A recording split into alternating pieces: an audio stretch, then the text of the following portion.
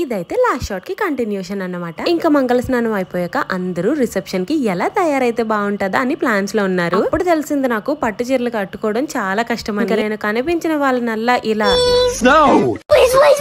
Please అమ్మా help చేయండి అమ్మా అని లిటరల్ గా అడుక్కున్నాను అన్నమాట. కళాఖండం అయితే ఇలా తేలింది అన్నమాట లాస్ట్ కి. ఇంకా నేను చీర కట్టుకొని వచ్చేసరికి ఆల్మోస్ట్ రిసెప్షన్ లో గెస్ట్స్ అందరూ వచ్చి బాగా ఫొటోస్ దిగారంట. ఇంకా నేను ఊరుకుంటానా, బయటకు తీసుకొచ్చేసాను జగదీష్ ని, మామయ్యని, అందరు. ఇంకా జగదీష్ కి నేను పిక్స్ తీస్తే జగదీష్ ఏమో నాకు పిక్స్ తీసారన్నమాట. ఇద్దరు కలిపిన పిక్స్ అయితే నా ఫ్రెండ్ తీసింది. ఇంకా లోపలికి వెళ్ళి చూసేసరికి కొత్త జంట అయితే ఫోటోగ్రఫీ స్టార్ట్ చేశారు. ఇంకా వాళ్ళని ఎందుకు డిస్టర్బ్ చేయడం అని మేము కూడా అలా తీసుకున్నాం అన్నమాట. So yeah finally this is our family pick. చూసినప్పుడల్లా ఐ ఫీల్ సో కంప్లీట్ అన్నమాట. ఇంకా అమ్మకైతే బాధ్యతలన్నీ తీరిపోయాయి అన్నట్టు. మీరు ఒకవేళ నన్ను ముందు నుంచి ఫాలో అయితే ఇద్దరి అవుట్ఫిట్స్ ఈజీగా కనిపెట్టేస్తారు. జగదీష్ ది, నాది. ఇవి మా పెళ్లిలో రిసెప్షన్ అవుట్ఫిట్స్ అన్నమాట. ఎప్పుడో కానీ వేసుకోవడానికి కుదరదు కదా, అందుకనే ఇక్కడ రీస్టైలింగ్ చేసేసాను నేనైతే. అండ్ సుధా అక్క మీకు ఏమవుతారు అని చాలా మంది అడిగారు. నాకైతే వదిన అవుతుంది అన్నమాట, బట్ స్టిల్ అక్క అనే పిలుస్తాను. నా వెడ్డింగ్ అవుట్ఫిట్స్ అన్ని పెళ్లి పట్టు చీరలు పార్ట్ 3 లో చూపించేస్తాను. అది కూడా వీడియో తొందరలోనే పోస్ట్ చేసేస్తాను.